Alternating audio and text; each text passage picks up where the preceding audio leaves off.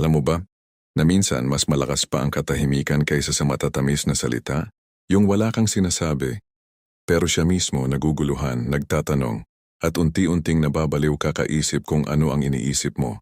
Kung gusto mong malaman kung paano gamitin ang stoic power of silence para ikaw ang habulin at hindi ka iiwan, tapusin mo to. Bago natin simulan, nais kong magpasalamat sa mga loyal kong subscribers sa patuloy na pagsuporta sa aking channel. Kayo ang inspirasyon ko sa paggawa ng mga bagong content. Kung bago ka sa channel ko, comment mo na kung taga saan ka. Sa panahon ngayon, ang problema ng karamihan, lalo na sa usapang pag-ibig, ay sobrang salita, sobrang effort, sobrang habol. Parang lahat na lang gustong i-update. Good morning, kumain ka na ba? Nasa bahay ka na? Miss Nakita, reply ka naman. At anong kapalit, isang simpleng scene, o minsan pa nga walang kahit ano. Ang sakit, di ba? Parang ikaw yung background music na hindi pinapansin. Nandyan ka pero hindi naririnig. Ito ang trap ng modern dating. The more you chase, the more they run. At the more you talk, the more your words lose value. Ganito isipin mo, may dalawang lalaki na parehong interesado sa iisang babae, si Juan. Laging online, laging nagre-react sa posts, halos araw-araw nagbubuhos ng good morning at good night messages. Si Marco, tahimik, minsan lang magparamdam. Pero kapag nagsalita, may dating, may lalim, may impact. Sino kaya ang masiisipin ni babae bago matulog? Hindi si Juan, kasi predictable na siya. Lahat ng kilos niya parang scripted na teleserye. Paulit-ulit, wala ng thrill. Si Marco ang iisipin niya. Kasi may tanong na hindi niya masagot. Bakit hindi siya nagparamdam? Bakit parang hindi siya affected? Bakit parang may alam siyang hindi ko alam? At doon nagsisimula ang kanyang pagkabaliw. Dito pumapasok ang stoicism. Isang pilosopiya na nagsasabing, hindi mo kontrolado ang kilos ng iba, pero kontrolado mo kung paano ka tutugon. At minsan ang pinakamalakas na tugon ay katahimikan. Ang katahimikan ay hindi lang kawalan ng salita. Ito ay isang mensaheng mas malakas pa kaysa sigaw. Kapag hindi ka nag-reply agad, pinapakita mong may sarili kang mundo. Kapag hindi ka laging present, nagiging rare ka. At kapag nagiging rare ka, doon nagkakaroon ng value. Ito yung tinatawag na scarcity effect. Mas pinahahalagahan natin ang bagay na mahirap makuha. And guess what? Kapag tahimik ka sa tamang paraan, ikaw ang nagiging pinakamahirap makuha. At dahil doon, ikaw ang pinakakinainisan. At pinaka-na-addict siya, isipin mo ito parang mall sale. Kapag everyday sale, wala nang pumapansin. Pero kapag 3 days lang sale, lahat nagpupunta kahit hindi naman kailangan. Ganon din sa presensya mo. Kung laging nandyan, wala nang halaga. Pero kung tama ang timing, bigla kang nagiging rare gem. O parang Netflix series. Kapag binge-watch lahat, nawawala yung thrill. Pero kapag isang episode lang kada linggo, boom! Lahat naghihintay, lahat nag-iisip, lahat nababaliw sa susunod na mangyayari. Minsan, mas nakakamiss yung taong hindi nagsasalita. Hindi lahat ng walang reply, walang care. Minsan, yun pa yung pinakamay alam sa value ng oras niya. Ang katahimikan ay hindi kawalan, kundi presensya na may bigat.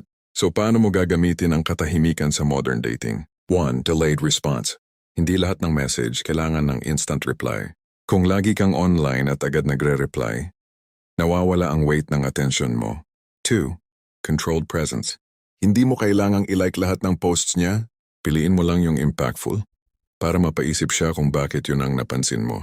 3. Non-reaction. Kapag may ginawa siyang bagay para lang i-test ka, pakita siya ng bagong ka-close o nag-post ng date vibes, wag agad mag-react. Ang hindi mo reaction mas malakas pa kaysa selos na message. 4. Self-focus. Habang tahimik ka, gawin mo siyang productive silence. Workout, aral, trabaho, hobbies. Para makita niya, kahit wala ka sa chatbox niya, nandyan ka sa realidad mo. Ang katahimikan ay parang dagat. Tahimik sa ibabaw pero napakalalim sa ilalim. At kapag pinasok mo, malulunod ka sa misteryo nito. Ganun ang epekto kapag natutunan mong gamitin ang katahimikan. Hindi ka basta lalaki o babae lang. Ikaw ang nagiging dagat na gusto niyang tuklasin. Ngayon baka iniisip mo, paano kung mawala siya dahil sa katahimikan ko? Kapag nawala siya dahil hindi ka nagsalita, ibig sabihin hindi siya para sa'yo. Pero kapag bumalik siya dahil sa katahimikan mo, ibig sabihin ikaw ang hindi niya kayang kalimutan. At doon papasok ang tunay na stoic secret. Ang katahimikan ay hindi laro. O stoicain disiplina at kontrol. At kung marunong ka nito, ikaw ang may hawak ng laro. Akala ng iba, kapag tahimik ka, wala kang laban. Pero sa totoo lang, doon ka mas malakas. Bakit? Dahil ang katahimikan may kakaibang epekto sa isip ng tao.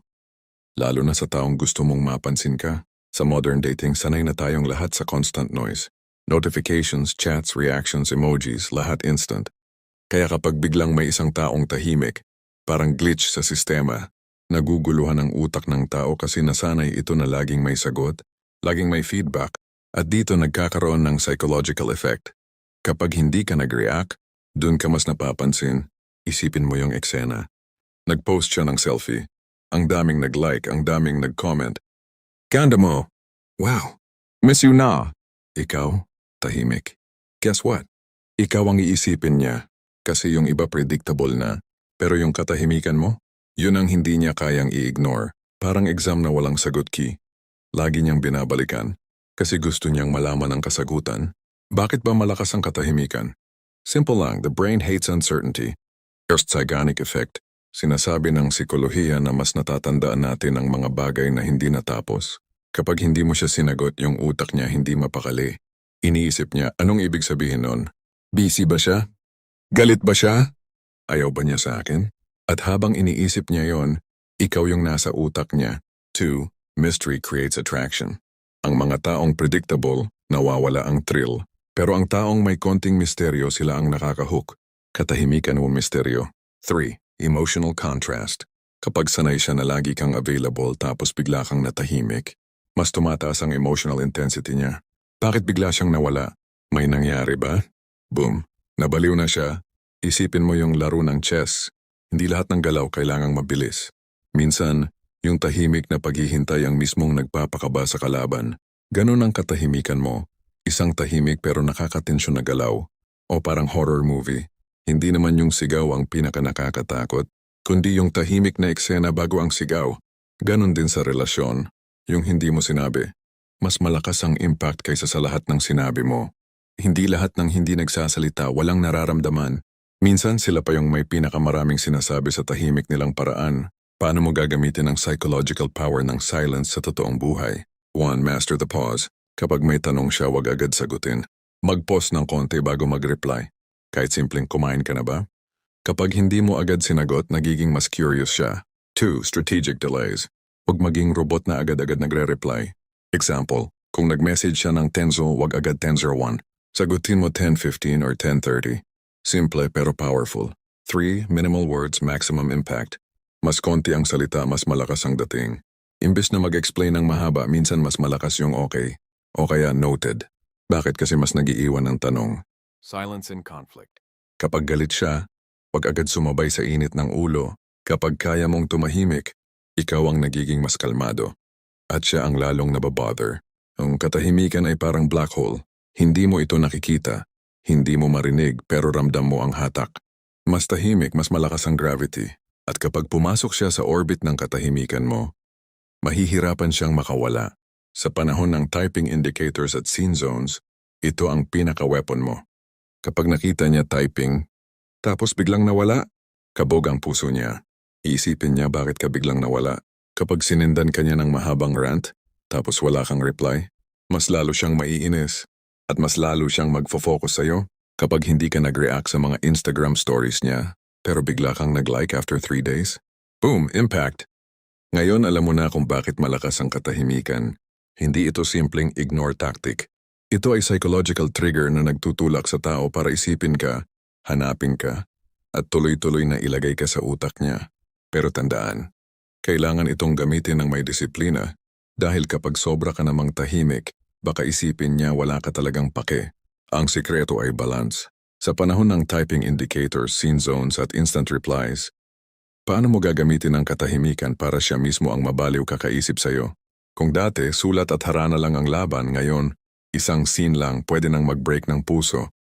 Pero teka, paano kung kaya mong baliktarin ang laro gamit ang stoic silence? Yan ang aalamin natin ngayon. Ang dating game ngayon ay parang fast food, mabilis, instant at madaling makuha. Pero dahil mabilis, nawawala rin agad ang thrill at lasa. Laging available, nawawala ang mystery. Laging online, sure predictable. Laging nagre-react, nawawala ang value. At dahil dito marami ang nagiging forgettable. Sa sobrang dami ng notifications, isa ka lang sa ingay. Imagine this scenario. Nag-chat ka ng hi, seen. Nagpadala ka ng meme, no reply. Nag-like ka ng 10 pictures niya, wala man lang siyang thanks. Pero isang beses lang siyang nag-post ng selfie. Biglang ang daming nag-react at ikaw isa ka lang sa libo-libo. Ang sakit, di ba? Parang nagiging invisible ka sa sobrang visible mo. At dito pumapasok ang tanong, paano ako magiging iba sa lahat ng nagpaparamdam sa kanya? Simple. Hindi ka magpaparamdam sa paraan ng lahat. Doon ka papasok gamit ang katahimikan. Ngayon, paano mo ia-apply ang katahimikan sa modern dating world? Put the scene zone power. Kapag sinendan ka niya ng mahaba, huwag agad mag-reply. Basahin mo, tapos iwan mong scene. Bakit? Kasi iniwanan mo siya sa cliffhanger. At tandaan, ang utak ng tao ay ayaw ng bitin. 2. The typing trick. Minsan mag-type ka ng saglit para makita niyang typing, tapos biglang mawala. Anong epekto? Para siyang nanood ng pelikula tapos biglang naputol. Mag-iisip siya ng magdamag kung ano sana ang sasabihin mo. 3. Instagram story game. Huwag ka mag-react agad sa mga stories niya. Hayaan mo muna ang iba ang maunang mag-react. Tapos ikaw, after 24 hours, biglang mag-reply ng isang simpleng word lang. Solid o kaya ganda. Mas malakas ang dating kasi ikaw yung huling nagmarka. 4. Controlled scarcity. Kung lahat ng tao ay always online, gawin mo kabaliktaran. Mag-online ka lang kapag importante. Mag-reply ka lang kapag may sense. Kapag bihira kang makita, mas hinahanap ka. Isipin mo yung favorite food mo. Kapag araw-araw mo siyang kinakain, nawawala ang excitement. Pero kapag once a week lang, boom. Mas lalong special, mas lalong inaabangan. Ganon din ang presence mo online. Kapag lagi kang nandyan, nawawala ang thrill. Pero kapag bihira ka, mas nagiging espesyal ang bawat galaw mo. Minsan, mas malakas ang epekto ng scene kaysa sa buong paragraph. Para mas malinaw, eto yung mga pwede mong gawin. 1. Delay strategy. Kung nag-reply siya ngayon, huwag mong sagutin within 5 minutes. Bigyan mo ng breathing space para siya mismo ang maghintay. Toy minimalist replies. Kapag sobrang haba ng message niya, huwag mong tapatan ng sobrang haba. Sagutin mo ng short pero intriguing. Example, siya, grabe, ang dami kong ginawa today, blah blah blah. Ikaw, interesting, tell me more next time. Bitin siya, kaya babalik siya. 3. Silent confidence. Kapag hindi siya nag-reply, huwag ka ring maghabol. Ang katahimikan mo ay signal ng self-respect. Tandaan, desperation kills attraction. 4. Offline presence. Habang tahimik ka online, mag-ingay ka sa real life. Focus sa hobbies, fitness, career. Para kapag nakita niya yung update mo after ilang araw, boom, value overload. Ang katahimikan sa modern dating ay parang AirPods. Hindi mo sila nakikita, pero ramdam mo yung presence. At kapag bigla silang nawala, mapapaisip ka, nasaan na kaya sila? Ganon din ikaw. Kapag marunong kang mawala sa ingay ng social media, ikaw yung pinaka-napapansin. Alam mo ba na base sa studies, mas na-addict tayo sa mga bagay na unpredictable? Ito ang tinatawag na variable reward system. Kapag lagi kang predictable, nawawala ang excitement. Pero kapag hindi niya alam kung kailan ka magpaparamdam, dun siya mas nai-excite, mas nai-engganyo, at mas nagiging attached, parang slot machine. Hindi mo alam kung kailan lalabas yung jackpot. Pero dahil unpredictable, lagi mong binabalikan. Ngayon, malinaw na. Sa modern dating world, hindi paramihan ng emojis, hindi paramihan ng memes, hindi paramihan ng good morning text ang laban. Ang tunay na nakaka-addict ay yung taong marunong gumamit ng tamang timing ng katahimikan. At kapag na-master mo ito, ikaw ang magiging exception sa lahat ng nagpaparamdam sa kanya. Pero teka, paano kung ikaw mismo natatakot sa katahimikan? Paano kung feeling mo kapag tumahimik ka, mawawala siya? Kung marunong kang gumamit ng katahimikan, ikaw ang may hawak ng huling baraha. Kasi sa dulo, hindi ito tungkol sa laro ng habulan o paramihan ng salita. Ito ay tungkol sa mastery sa sarili mo.